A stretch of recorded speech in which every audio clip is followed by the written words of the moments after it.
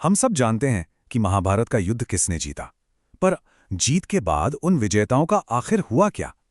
चलिए आज उस अनकही कहानी को समझते हैं जो जीत के फौरन बाद शुरू होती है। तो चलिए सीधे उसी रहस्य से शुरू करते हैं। मतलब इतना बड़ा युद्ध जीतने वाले वो विजेता आखिर बर्फ में अकेले क्यों मर गए? ये एक ऐसा सवाल है जो हमें सीधा कहानी के दिल में ले जाता है। जरा इस मंजर की कल्पना कीजिए। बर्फीले तूफान में 6 लोग आगे बढ़ रहे हैं और एक एक करके वो गिरते जाते हैं। कोई पीछे मुड़कर भी नहीं देखता।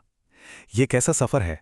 इस सवाल का जवाब जानने के लिए हमें थोड़ा पीछे चलना होगा, पूरे 36 साल पीछे, ठीक उस पल में जब उनकी जीत हुई थी। तो युद्ध तो खत्म हो गया, लेकिन कैसी जीत थी ये? 40 लाख योद्धा मारे जा चुके थे।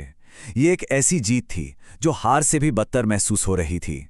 युधिष्ठिर उस सिंहासन पर बैठे जो उन्हें अपनों के खून की याद दिलाता था, और उनके भाई मानो लक्ष्यहीन हो गए थे। 36 साल एक प्रेतवाधित शासन की तरह बीते, और फिर एक युग का ही अंत हो गया। द्वारका शहर समुद्र में समा गया, और ये इस बात का संकेत था कि कृष्ण अब नहीं रहे। बस उसी पल युधिष्ठिर समझ गए कि अब सब कुछ त्याग देने का वक्त आ गया है। उन्होंने अपना ताज उतारा और राजपाट छोड़ दिया।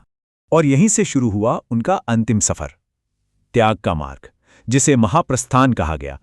उन्होंने अपने राजसी कपड़े उतार दिए, साधारण से वस्त्र पहने और हिमालय की ओर निकल पड़े।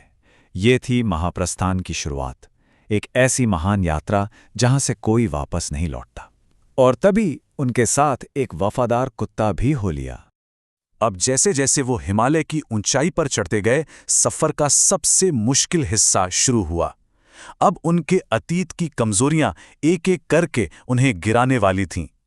और सबसे पहले द्रौपदी गिरी। भीम ने बेचैन होकर पूछा, ये क्यों गिरी? तब युधिष्ठिर ने बिना पीछे मुड़े जवाब दिया, उसका प्रेम अपने सभी पतियों के लिए बराबर नहीं था। बस यही पक्षपात उसे आगे नहीं बढ़ने दे रहा। और फिर एक एक करके बाकी भाई भी गिर पड़े। सहदेव, उन्हें अपनी बुद्धि पर बहुत गर्व था। नकुल, उन्हें अपने रूप पर घमंड था। अर्जुन, उन्हें अपने युद्ध कौशल पर अभिमान था। और आखिर में भीम, पेटूपन और अपनी ही ताकत का घमंड उन्हें भी ले डूबा। तो आखिर में सिर्फ 2 लोग बचे थे, युधिष्ठिर और वो वफादार कुत्ता। वो स्वर्ग के द्वार तक पहुंच तो गए, लेकिन वहां उनकी पहली परीक्षा इंतजार कर रही थी। देखिए, स्वर्ग के दरवाजे पर देवराज इंद्र खुद एक सुनहरे रथ में आए।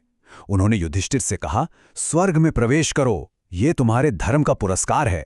लेकिन युधिष्ठिर ने साफ मना कर दिया। उन्होंने कहा, मैं इस वफादार कुत्ते के बिना स्वर्ग में कदम भी नहीं रखूंगा। इसने मेरा साथ कभी नहीं छोड़ा। और बस उसी पल उस कुत्ते ने अपना असली रूप दिखाया। वो कोई साधारण कुत्ता था ही नहीं, वो थे स्वयं धर्मदेव, न्याय और कर्तव्य के देवता, जो अपने ही बेटे युधिष्ठिर के गुणों की परीक्षा लेने के लिए कुत्ते के रूप में आए थे। युधिष्ठिर अपनी पहली परीक्षा में पास हो चुके थे। युधिष्ठिर ने स्वर्ग में प्रवेश किया। उन्हें लगा कि अब सारी मुश्किलें खत्म हो गईं, लेकिन अंदर जो उन्होंने देखा वो उनकी आखिरी और सबसे बड़ी परीक्षा साबित होने वाली थी। उन्होंने देखा कि स्वर्ग में एक सोने के सिंहासन पर उनका दुष्ट चचेरा भाई दुर्योधन बैठा है। वही दुर्योधन जिसकी वजह से पूरा युद्ध हुआ था। ये देखकर युधिष्ठिर को अपनी आंखों पर यकीन ही नहीं हुआ। तब उन्हें स्वर्ग से दूर एक अंधेरी, तकलीफदेह जगह पर ले जाया गया।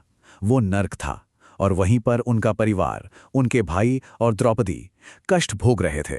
ये देखकर युधिष्ठिर ने एक पल भी नहीं सोचा। उन्होंने कहा, मुझे यहीं रहने दो, मुझे उनके बिना स्वर्ग नहीं चाहिए। और जैसे ही उन्होंने ये शब्द कहे, सब कुछ बदल गया। वो भयानक नरक गायब हो गया। ये समय था आखिरी रहस्य के खुलने का। वो नरक असली था ही नहीं, वो माया थी, एक बहुत बड़ा भ्रम। ये उनके दिल की आखिरी परीक्षा थी, और इनाम के ऊपर वफादारी को चुनकर युधिष्ठिर ने ये परीक्षा भी पास कर ली थी। असल में तो उनका परिवार हमेशा से शांति में था और स्वर्ग में उनका इंतजार कर रहा था। तो फिर दुर्योधन स्वर्ग में क्या कर रहा था? ये कर्म का नियम था। जिनके पाप ज्यादा होते हैं, जैसे दुर्योधन, उन्हें अनंत दंड से पहले स्वर्ग का एक छोटा सा अनुभव मिलता है। और जिनके पुण्य ज्यादा होते हैं, जैसे पांडव, उन्हें अनंत शांति पाने से पहले एक छोटी सी परीक्षा से गुजरना पड़ता है। तो आखिर में ये कहानी सिर्फ पांडवों की नहीं है, ये हम सबकी कहानी है।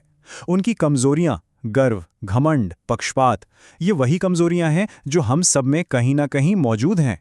तो ये कहानी हमें एक बहुत बड़े सवाल के साथ छोड़ जाती है कि जब भी चुनाव करने का मौका आए, इनाम और वफादारी के बीच तो कौन सा रास्ता चुना जाना चाहिए।